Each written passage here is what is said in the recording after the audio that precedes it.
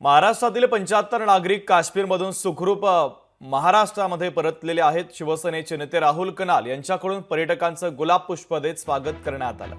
तर महत्त्वाची आणि मोठी ब्रेकिंग न्यूज आपण पाहतोय। राहुल कनाल यांच्याकडून पर्यटकांचं स्वागत करण्यात आलं। महाराष्ट्रातील हे 75 नागरिक काश्मीरमधून सुखरूप आता परतलेले आहेत।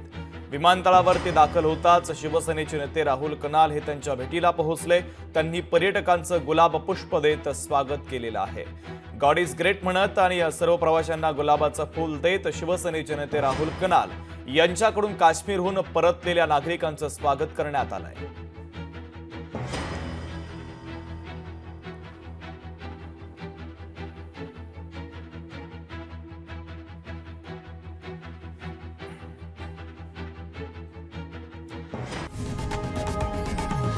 लोकशाही मराठी ऐका, पहा, जागरूक रहा।